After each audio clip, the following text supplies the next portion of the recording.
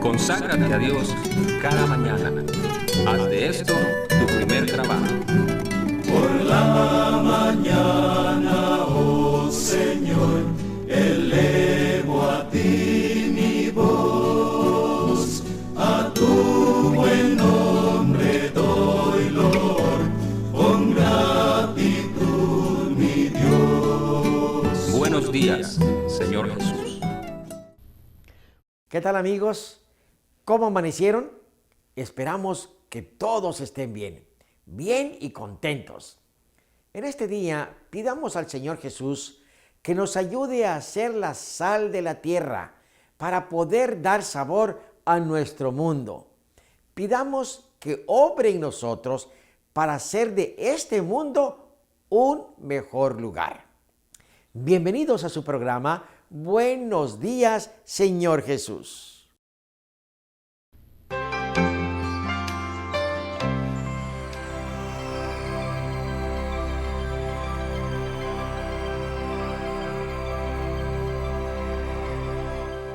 Amigos, gracias por acompañarnos nuevamente. Vamos a inclinar el rostro para pedir la bendición de nuestro Padre en esta oración, amigos. Padre nuestro que estás en los cielos, santificado sea tu nombre, Señor. Así como has tenido el poder de concedernos la vida, rogamos tu gracia para conseguir el pan de este día, el sustento para nuestra familia. Suplicamos prosperes lo que hagamos y lo que ganemos, no solamente podamos usarlo para satisfacer las necesidades reales de nuestra familia, sino que también, Padre, podamos usar con sabiduría lo que nos quede. Por favor, también bendícenos con la unción de tu Santo Espíritu al abrir tu palabra. En el nombre de Jesús. Amén. Abramos en Marcos 5:9. Y le preguntó, ¿cómo te llamas? Y le respondió diciendo, Legión me llamo, porque somos muchos. Hay dos cosas que me impresiona del término legión, y es que cuando esta declaración es hecha, el Imperio Romano es el que está dominando. Así que esta palabra legión era utilizada precisamente con el ejército romano. Y la misma palabra legión ya evoca una extraordinaria organización. De hecho, de acuerdo con los historiadores, nos dicen que una legión se componía con 3 líneas de ataque.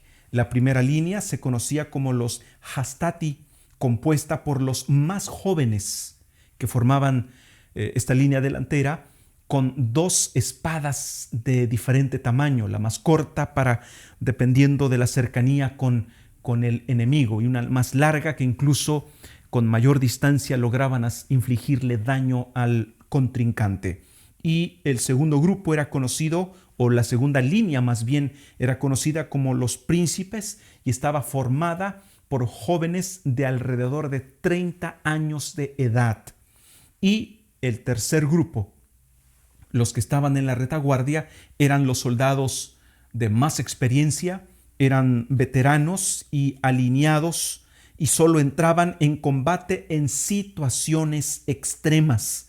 Ellos manejaban una lanza larga que formaba un sólido escudo, precisamente erizado por las puntas de lanza que podían contener al enemigo en caso de que hubiesen atravesado la primera y la segunda línea. Además, cada una de estas líneas, fíjense bien, toda la legión se formaba en 3 líneas, pero cada una de estas líneas se formaban por grupos de 2 centurias. Algunos aseguran que el término centuria se refiere a 100 soldados, pero hay quienes discuten y alegan y usan ciertos argumentos para decir que no eran 100, que eran 80. Pero vamos a decir, amigos, que eran 80. Quiere decir que uno de estos grupos que conformaban la primera línea era de por lo menos 160 hombres.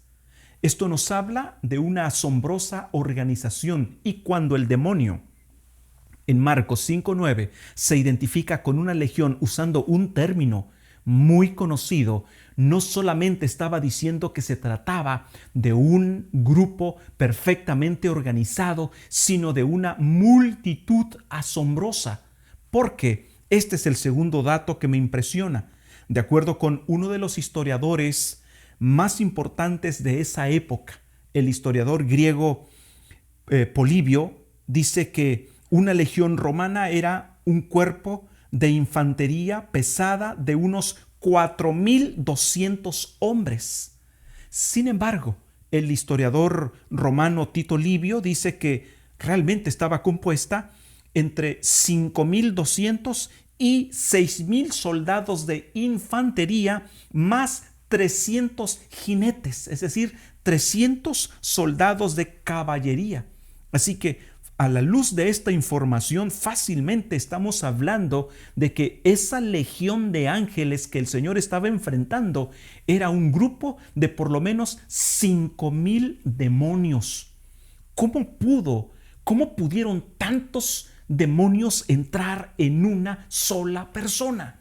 Es asombroso, amigos. Por eso en un mensaje anterior les decía que en ningún otro momento de la historia de la humanidad, amigos, fue tan evidente la existencia de los demonios y su poder como en el periodo del ministerio terrenal de nuestro Señor Jesucristo. Fue asombrosa la manifestación. Imagínense, 5.000 demonios poseyendo para asegurarse que no pudiera escaparse de sus garras. Pero, ¿qué poder puede resistir el poder de Jesús? Solo bastó la orden de Jesús y los demonios tuvieron que salir. De hecho, aquí en Marcos 5:13, luego que Jesús les dio permiso de ir y meterse a los demonios, a los cerdos, dice, saliendo aquellos espíritus inmundos, entraron en los cerdos, los cuales eran como 2.000. Y el hato se precipitó en el mar por un despeñadero y en el mar se ahogaron. La única forma de que cada cerdo fuera en una dirección definida es que cada cerdo tuviera un demonio que lo condujera.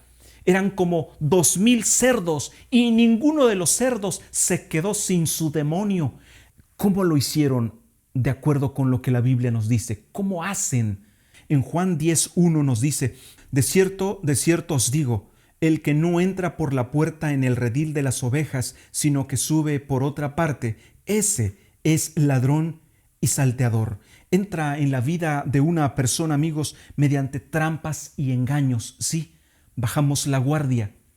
A la luz de Apocalipsis 3:20, el Señor respeta nuestra libertad, toca la puerta y nos dice: he aquí yo estoy a la puerta y llamo, pero tú tienes que abrir la puerta.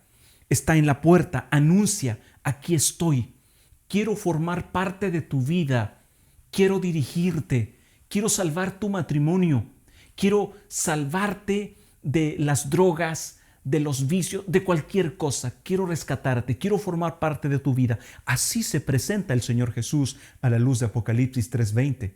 Pero a la luz del texto que acabamos de leer de Juan 10:1, el enemigo, los demonios, ellos entran por otro lado, a través de la música, a través de las drogas, que de entrada sientes que entras al paraíso, pero no tienes idea de lo que te espera.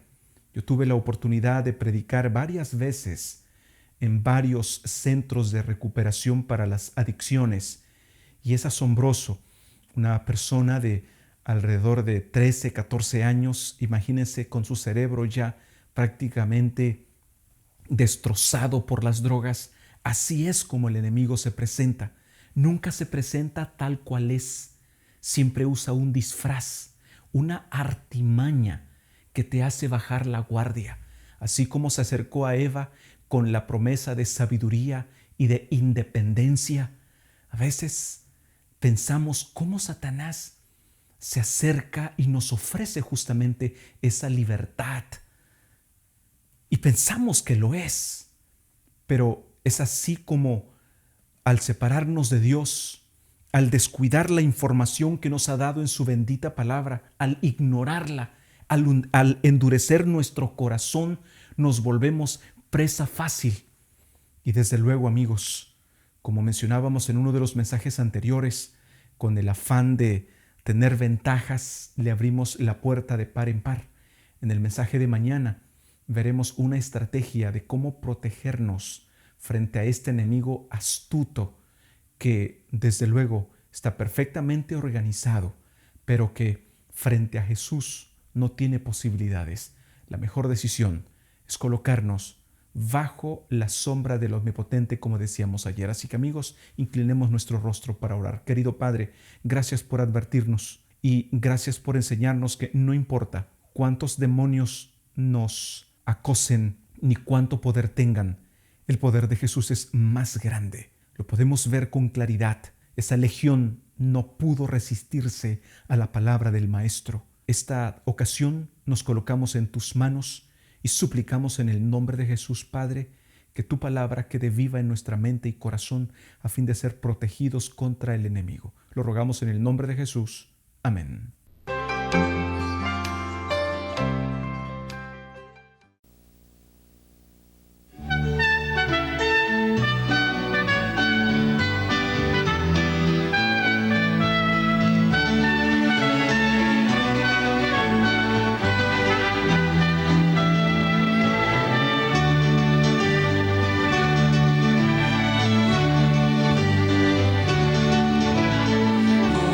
Soy más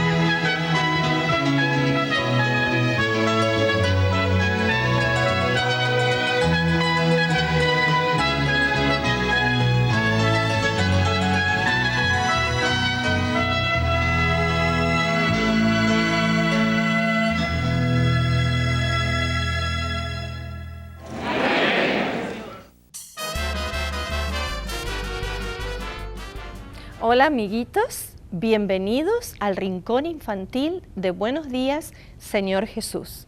Saludamos a los amiguitos que nos están viendo en la casa. Buenos días. Hoy voy a contarles una historia muy interesante. Cuando Ciro reinó sobre Babilonia, después que él terminó su reinado, Darío, que era el rey de los Medas, gobernó sobre toda esta tierra. Y él armó un equipo de 120 como gobernadores o secretarios que le ayudaban a hacer las tareas del gobierno. Sobre esos 120 gobernadores puso 3 presidentes. Y uno de ellos, que se llamaba Daniel, estaba por encima de esos otros 2. Daniel ya era un poco anciano para la etapa, para el tiempo en que Darío empezó a gobernar. Era anciano, pero Daniel siempre fue un hombre fiel a Dios. Siempre fue un hombre obediente a Dios. Y él estuvo trabajando en el gobierno de estas tierras por muchos años. Darío, este rey, amaba mucho a Daniel y lo quería mucho a su lado porque Daniel era responsable, era un hombre honesto y amaba a Dios. Pero ¿saben una cosa? Los compañeros de trabajo de Daniel no lo querían tanto y como que se lo querían sacar de encima y siempre estaban tratando de pensar, bueno, ¿qué cosa podemos encontrar que Daniel haga mal para ir a decirle al rey y que lo saque del puesto? Porque en realidad algunos de ellos querían ocupar el lugar de Daniel, porque Daniel era el primero en importancia después del rey. Pero cada vez que pensaban en algo que Daniel hiciera mal, no encontraban nada. Así que un día se reunieron y dijeron, bueno, lo único que Daniel hace es que ora mucho a su Dios y es su vida con su Dios, lo único que podemos encontrar algo. Así que ¿por qué no tratamos de inventar alguna ley y hacemos que esto funcione? Que entonces fueron al palacio y no lo invitaron a Daniel, porque ellos no querían que Daniel escuchara lo que ellos querían decirle al rey. Entonces se reunieron con el rey y le dijeron, mira rey, ¿por qué no sacas una ley especial y firmas un decreto con tu puño y letra y con el sello real? Una ley que diga que nadie puede hacer peticiones u oraciones a ninguno de sus dioses, excepto al rey Darío. Y como el rey Darío era un poco orgulloso, esa idea le pareció un poco interesante. Había tanta gente ahí en el palacio que él no se dio cuenta que Daniel no estaba ahí. Entonces dijo, bueno, muchas gracias, esto es una ley muy interesante, la vamos a escribir y yo voy a poner mi sello real y mi firma. Y así pasó. Él firmó esa ley. Y una ley de Medo-Persia no se podía cambiar. Entonces, los otros secretarios sabían que esto era así. Pasaron los días hasta que Daniel se enteró. Esta ley, ¿saben lo que decía? Que cualquiera que no hacía sus oraciones al rey y oraba a cualquiera de sus dioses iba a ser echado en el foso de los leones. Y la ley tenía la firma del rey y el sello real. Cuando Daniel se enteró de esto, se entristeció mucho. Pero ¿saben una cosa? Él no tenía miedo, porque él dijo, yo no voy a cambiar mis costumbres, yo no voy a dejar de hacer lo que siempre hago. ¿Saben lo que hacía Daniel? Oraba 3 veces al día arrodillado en su cuarto, con las puertas abiertas y las ventanas abiertas. Y como él no tenía miedo, siguió haciendo esto. Por supuesto que los compañeros de trabajo, cuando lo vieron, le fueron a contar enseguida al rey y le dijeron, oh, rey Darío, hemos encontrado algo muy interesante. Daniel, el principal de tu gobierno, no obedece tus leyes. Él sigue orando a su Dios. Y cuando le contaron esto a Darío, Darío se sintió tan mal porque se dio cuenta enseguida que eso había sido una trampa y que él, por orgullo, había caído en esa trampa. Porque Darío quería mucho a Daniel y no quería que nada malo le pasara. Entonces empezó a pensar y por más que le daba vueltas en la cabeza, él sabía que no podía hacer que esa ley no se cumpliera. Así que al día siguiente vinieron otra vez los secretarios y le dijeron, rey Darío, tienes que poner en funcionamiento esta ley. Y él dijo, bueno, está bien, si Daniel no obedece esta ley, lo pueden traer y lo van a echar en el foso de los leones. Enseguida fueron a buscar a Daniel y cuando lo trajeron ante la presencia del rey, el rey le dijo: ay, Daniel, lamento mucho esto, pero yo estoy seguro que el Dios a quien tú sirves te va a librar de los leones. Daniel no tenía miedo y lo echaron en un foso. ¿Saben ustedes lo que es un foso? Es como un sótano debajo del piso. Había ahí un agujero y echaron a Daniel abajo donde estaban los leones hambrientos y desesperados por comer. Pusieron una piedra tapando el hueco que había en el piso y pusieron un sello en la piedra, de tal manera que nadie pudiera ni abrir ni salir.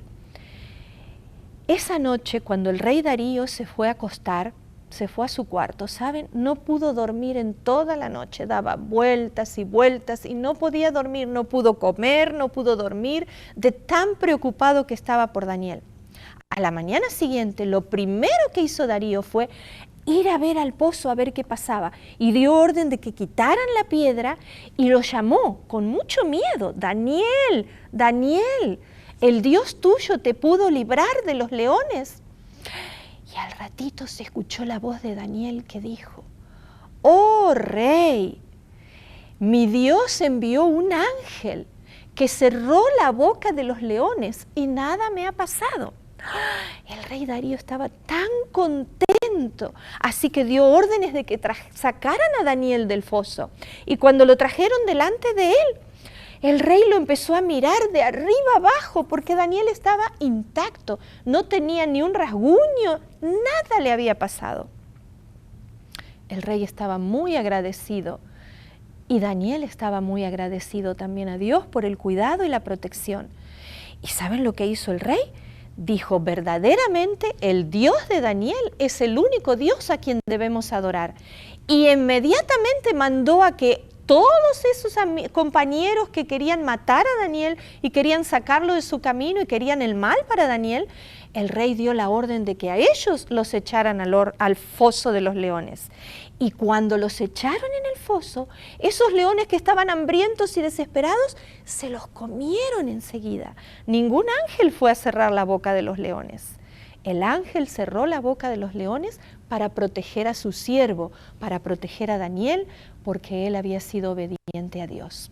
Esta historia nos recuerda que siempre tenemos que confiar en Dios y saber que Él nos va a ayudar y nos va a cuidar en cada situación cuando nosotros seamos obedientes, mostrando cuánto amamos a Dios. El rey Darío, después de esto, mandó a que todo el pueblo conociera que el Dios de era el único Dios verdadero. Me alegro de que hayamos escuchado y compartido juntos esta historia. Nos vemos en la siguiente semana. Hasta la próxima, chicos.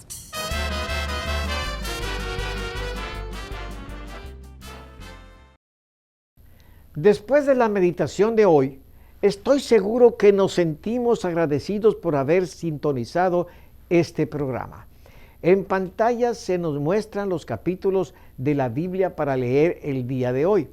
Si usted está siguiendo esta guía, terminará de leer la Biblia en un año. Les deseo un feliz día y les espero para la reflexión del día de mañana.